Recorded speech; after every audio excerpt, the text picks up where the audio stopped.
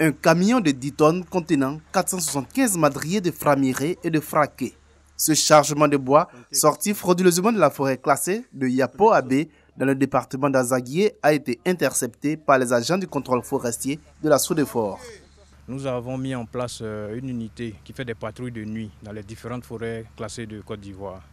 Et ce week-end, nous avons décidé de mener notre patrouille nocturne dans la forêt classée de Yapo-Abé, qui est à Azaguié. Et c'est à la suite de cela qu'aux environs de 3 h du matin, nous avons intercepté ce camion qui sortait de la forêt classée du côté de Umbromé. La valeur de cette saisie n'a pas été révélée, mais selon le lieutenant Maï, le sciage du bois brut en produit fini dans les forêts classées constitue une grave menace à la survie de l'industrie du bois. L'exploitation en forêt classée est interdite sans autorisation.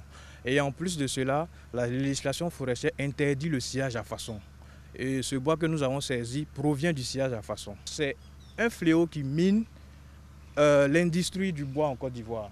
Le chauffeur du camion et le propriétaire de la cargaison ont été interpellés et mis à la disposition de la police forestière. Les enquêtes, elles, se poursuivent en vue de démanteler le réseau de pilleurs de cette forêt classée. Ils sont en mission pour veiller aux règles de bonne gouvernance dans l'administration ivoirienne. Au nombre de 100, ces inspecteurs ont reçu des mains du directeur de cabinet du ministère de la fonction publique un kit d'aide à la sensibilisation.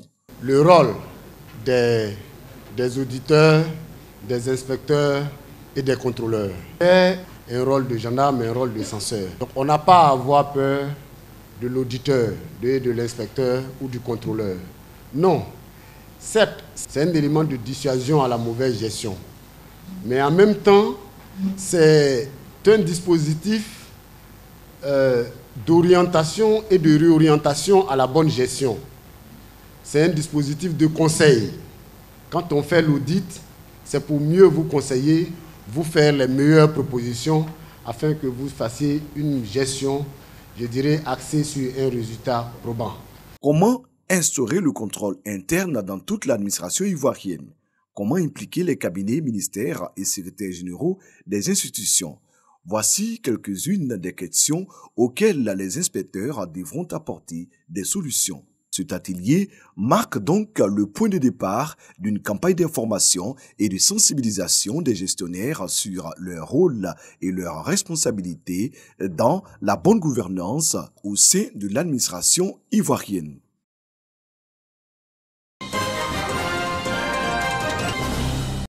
« 10%, le taux de préscolarisation des enfants en Côte d'Ivoire.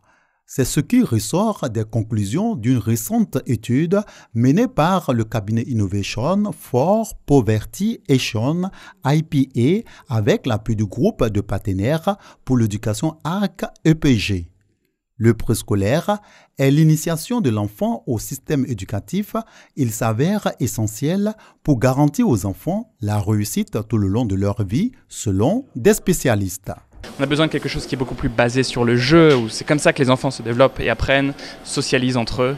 C'est de partager les pratiques pédagogiques, tout bien les enfants du privé formel que les enfants du public puissent avoir des résultats meilleurs. L'amélioration des résultats doit permettre à la Côte d'Ivoire d'atteindre dans 7 ans 25% de taux de scolarisation au préscolaire à travers le plan sectoriel éducation du ministère de l'Éducation nationale. À partir de cet instant, l'option a été prise, par exemple, de faire en sorte que chaque nouvelle école primaire comporte désormais 7 classes, soit une classe pour le préscolaire.